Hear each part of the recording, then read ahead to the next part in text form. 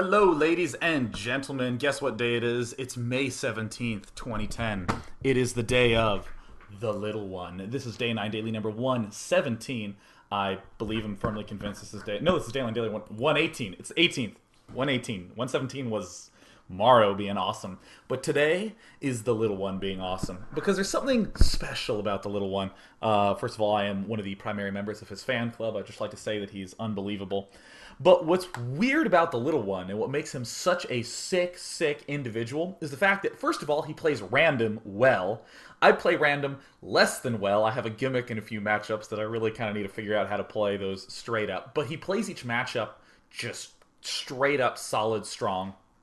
And he has a ton of innovation. It's innovation plus strength, which sounds reasonable for like a race, but Little One managed to do it with pretty much whatever race he does, and also apparently in whatever RTS he does, because he was a pretty sick Supreme Commander player. So today is Little One Appreciation Day.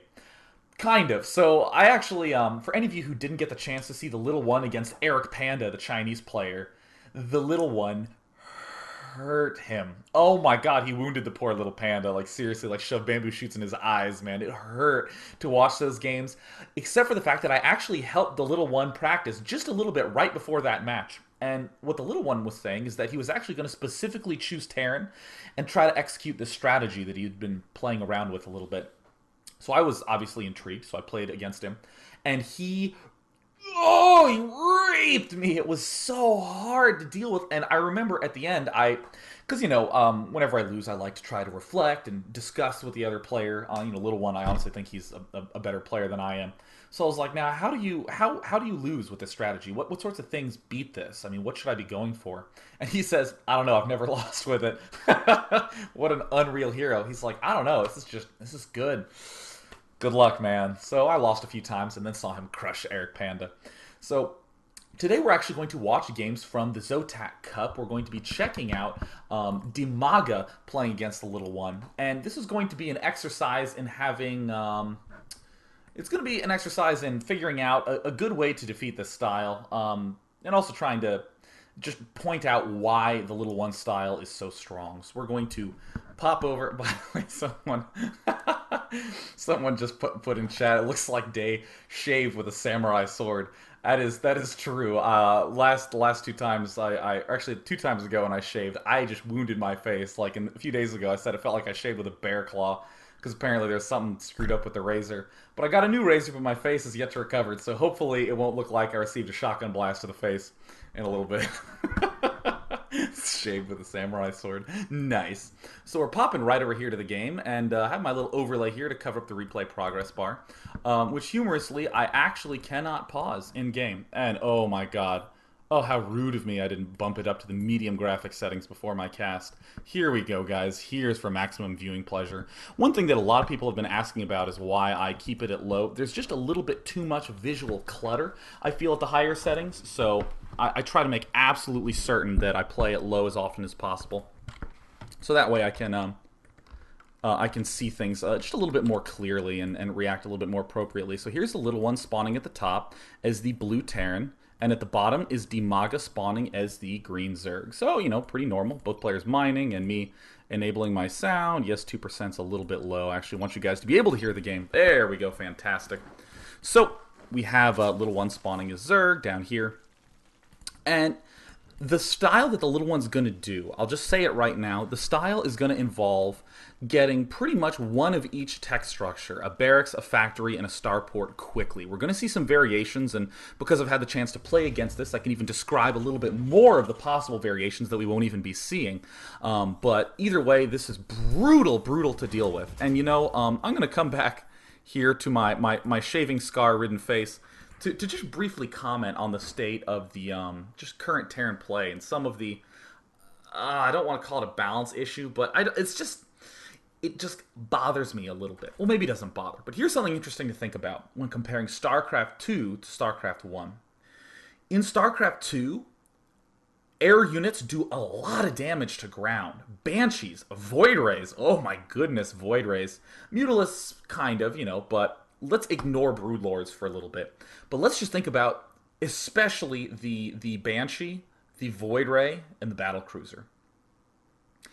Now, if you think about StarCraft 1, we had like the Scout, we had the Wraith. These were air units that could do damage to ground, but they couldn't like demolish ground in the way that a bunch of Void Rays can, or in the way that a bunch of Banshees can. And that was a lot of the reason why players didn't get mass air army, that they focused largely on mass ground. Even the Mutalisk, which is probably the most damage-dealing air unit in StarCraft 1, did a lot of damage because you could get a lot of them and they could stack and you could do these little snipe attacks. However, Mutalisks were ultra-fragile. How often has one Irradiate ruined your whole day? Or you just misclick once, fly into a bunch of Marines, and instantly all your Mutalisks evaporate. So that's something that is super significant in StarCraft 2, the fact that these air units just do so much damage to ground. And as a result, you don't really feel obligated to either go mass infantry or go mass factory. You can get a good mix of all of them because your air units are dealing a lot of damage to ground. The Vikings do a lot of damage to air. You have the Marine support on the ground. You can get Thors and Hellions. We're going to see this weird mix of all the possible all the possible units from all the possible buildings from the Little One, and we're going to see how they link up together. Personally, I just want something a little bit more StarCraft 1-like, where we're going to see a whole bunch of barracks or a whole bunch of factories instead of this mix. Because even in like Terran versus Zerg in the original StarCraft, you mainly went medic marine, and then you just had a dash of tanks and some science vessels. And maybe late in the game, you would get 2 to 3 to 4 factories to make mass tanks to support your marine force. But at the very least, there was this transition. It was first I'm going mass medic marine, then I'm going for other stuff. But we'll see that more and more as this game progresses, this sort of cute, clever integration of one of each building that I have some ideas for, but I'll just discuss that as they come along. So here we have Dimaga. He is making a spawning pool around 13, 14, not too significant at this point in time. We are seeing he's also getting gas very quickly, and they're talking and being friendly and that sort of good stuff. But this is a style that I've seen Dimaga do quite a bit. He won bases. He doesn't do any kind of early expand right off the bat. And, I do want to say that we are going to see a second game after this. We are doing 2 games. We're going to see the whole series from the Zotac Cup. So, but Dimaga has been doing this one-basing style strategy a little bit. Just want to identify what Dimaga's doing. He's going to be expanding to this Gold Expo first. Interesting play. But here we have the Little One. He's getting his gas up. He's getting a barracks. He's getting a factory. He's starting to make Marines. Traditionally, you only really make 1 Marine if you are going for some sort of fast reactor play on the barracks. So that way you can get a fast reactor for your factory. You don't really want to make too many Marines because you want to save the money for the factory. But I remember when I was playing the Little One on Metalopolis, I was seeing this and I was like, oh, well, this is dumb. He's already letting me know that there's not going to be a reactor on this barracks. He's letting me know that he's building a factory. He's making no attempt at hiding his tech, and he's making these Marines, so I know that he's relatively limited in terms of his resources.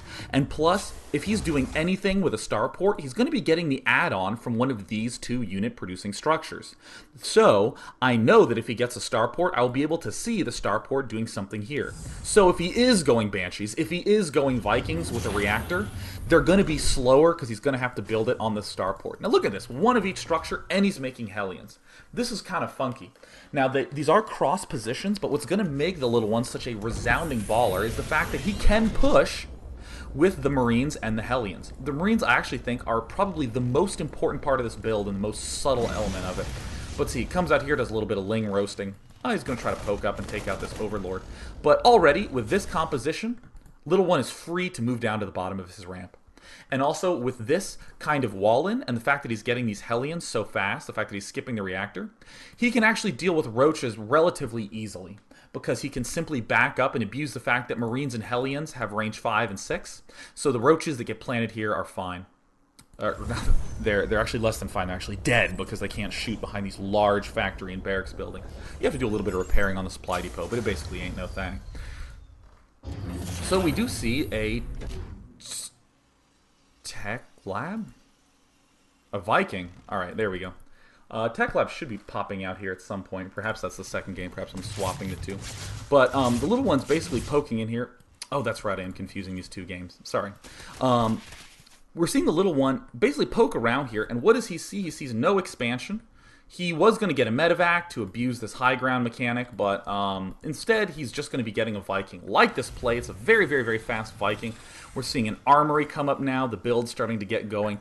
We like this Viking because, first of all, don't want to make a Banshee. Our opponent's one basing. He's almost 100% guaranteed to have some kind of anti-air to deal with a fast Banshee. And as we can obviously see, here is the 2 units that are there to deal with the Banshee. So the Viking, on the other hand, can help you just snipe off some overlords and just poke around the periphery of stuff that's going on. We're also going to see this bolster, something that happens later, a drop. The fact that he can protect the dropship with this Viking. So he's just poking in here.